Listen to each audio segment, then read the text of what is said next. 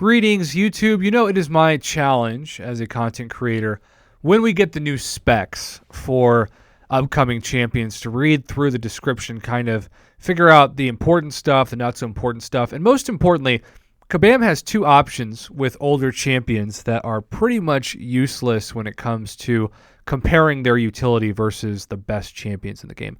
And so Kabam, basically, they could do one of two things. They could do a beta test, which they've done very selectively for champs like Venom and Carnage, Red Hulk and Luke Cage. And this gives champions that maybe were pretty bad in the game, or at least pretty average, and it turns them into upper tier champions. And this is awesome because if you have these champions that maybe you have just used as arena fodder like Carnage was for so many people, all of a sudden now you're like, well, maybe I should rank them up. But that takes a lot of work and a lot of money for Kabam, because you have to design the beta test, you have to take programmers that you'd rather use maybe to design new champions away to revamp old champions, and it doesn't really make Kabam any profit because they're just using their resources to revamp champions that so many people already have. It's not like if you put Grandmaster feature crystals out that suddenly those would be just as sought after as new champions because so many people already have them from the years past. So I say this to say that the second option that Kabam has done for a while now is they've taken a champ. Think about Ant-Man, for example. Ant-Man is one of the worst champions, hands down, in the game, which is too bad because Ant-Man is one of my favorite Marvel characters by far, especially the movies. And Ant-Man got a huge buff with Wasp being introduced into the game. And so this is a smart thing for Kabam to do because it's a lazy way to do it. They just make a new synergy so they don't have to revamp a champion's animations or anything at all. And most importantly, unlike the beta test, this makes Kabam a ton of money because it incentivizes those people who have those champions to go for the new champions in order to improve the champions that they already have in their roster. So Diablo, to say that the hype of this guy is not high is an understatement. If we're talking about the Silver Surfer in 2019, especially given all the animations you've already seen in the teasers for the Fantastic Four year anniversary, Diablo is like the opposite spectrum. I don't know anybody that is excited to go for Diablo in either Grandmaster feature crystals or even the arena. Now, surely several people still will, even if they're just collectors that like to collect all the champions, and this is obviously the newest champion. But from my experience fighting him, it's just kind of a strange guy. His special one is obviously not a threat. You just kind of sit back, and several fights, especially in epic mode of the Trial of the Alchemists, I've won just by waiting until he literally drinks himself to death with poison damage. So I don't know if I will ever care at all about Diablo, but then again, I've been surprised before. I remember when Corvus Glaive first came out, I thought, this guy seems pretty decent. And I saw a lot of people who were way higher because of the content creators program on Proxima Midnight. And now I don't hear anybody talk about Proxima Midnight, especially after Aegon being released. And Corvus is somebody that almost everyone I know is just salivating at the idea of maybe someday getting a 6-star Corvus. So with Diablo, you know, I'm not going to waste your time talking about the bio, right? That doesn't mean anything. The summary, I'm sure people spend time on that, but that's not what I care about. And these stats are always based on the 4-star, so even the stats aren't really going to matter because most people are going to care about the 5-star of the champion, let's be honest. But what I do care is the synergy bonuses, and that's why I started the video off the way that I did. Because you need to ask yourself when a new champion comes out, is there somebody that I use regularly in my arsenal that might actually become more powerful by combining that champion with the new champion and the synergy bonus? So this Loki and Red Skull synergy, after everything I've read through, actually intrigues me the most. Now, I have a confession to make, and I made this in one of my previous videos that I've yet to post because I still need to edit it, but I love playing with Red Skull. I do. And that might shock just about everybody. Actually, pun was not intended for once in my life, because Red Skull does shock damage. When you have to explain it, it kind of loses its humor. But regardless, Red Skull is so much fun to play with because I'm used to playing with Quake and holding down the heavy, holding down block. And so because of that, I love just holding down block with Red Skull and letting the person attack into my block and draining their power. And then I really enjoy Red Skull's special too. I think it does a pretty underrated amount of shock damage, and I just find that he's fun to play with. I might be the only person on the planet who thinks that, but I'm okay with that. I like to be unique and not just be, the bandwagoner of the top 10 champs. So just like that, I know people, including the official president of my channel, Mr. Don't Trust Anybody, who swear Loki is the best champion in the game. And a guy by the name of Headshadow has 565 to his Loki. And Headshadow, this video is especially for you. And we're not going to keep it low key, if you know what I'm saying. But when you scroll down, Diablo recover 1 counterflow after winning 1 fight. I have no idea what that means. I'm going to assume that's a positive thing because, it's a bonus. But Loki, plus 35% curse debuff duration. My guess, especially with your 565 Headshadow, that's going to be pretty significant. And that's going to make you think, I should try to add the synergy bonus to my Loki. I'm excited to see those videos because we know that Loki in certain fights is incredible, especially against the final Act 5 Ultron boss.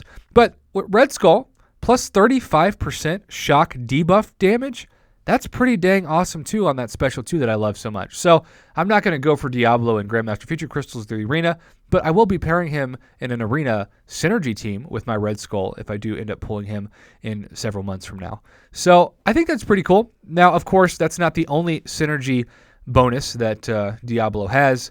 He also has the Madcap Experimentalists, which try saying that 10 times in a row, with Doc Ock and Green Goblin, kind of an interesting usage of the Spidey verse. Diablo recover 1 life stitch after winning 1 fight. Again, no idea what that means, but I'm guessing it's a good thing. Doc Ock plus 30% heal block debuff duration. Not bad. I don't think that's necessarily like a make or break thing for Doc Ock, but who knows? Maybe against certain really crazy good regen champs like Sabretooth, that might come in handy. Green Goblin plus 1% attack per cunning. Again, 1% is normally not that big a deal, but if you've got a bunch of the cunning madness charges, I suppose you will see a pretty big jump in certain sequences.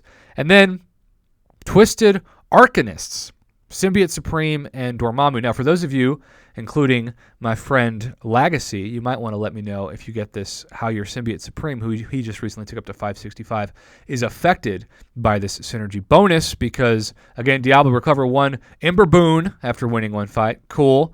Symbiote Supreme plus 1% attack for each stagger on the opponent. So how many staggers are you getting on the opponent at once? I don't know. Can you get up to 20? Can you get plus 20% attack? I don't know. I have no idea. I have a Symbiote Supreme. Haven't used him much, but I might rank for him at some point since I'm going to have some new Tier 2 alphas that are going to expire by the end of the month. And then Dormammu plus 500 energy resistance while dark energy is at 100. Again, not a big Dormammu player, but maybe some people reading that are going to think, wow, that's actually pretty significant. I don't know, but this is what I love to spend these videos on, talking about the synergy bonuses. Do you have people in your arsenal that are sitting on your bench, or maybe they're even your starting quest team that can benefit from these new synergy bonuses? I don't know. So, Legion, Accursed, Mephisto, and Juggernaut recover 1 Iron Skin after winning 1 fight. That just sounds like you had a bad run-in with an animal. Mephisto gained 40% of a power bar when a poison debuff would be gained. That's pretty significant on paper. I don't know how often that would happen, but for those of you who love Mephisto, and I think Mephisto is a crazy underrated champion, who knows? That might be pretty big. And plus 2,000 armor during heavy attacks for Juggernaut. I don't know how often people are using Juggernaut for heavy attacks. Certainly when I used Jugs and he was my second best champion next to Star-Lord, I don't know, I didn't really use heavies that much. And then the Nemesis coming soon, champion times 4, Fantastic 4, plus 6% attack.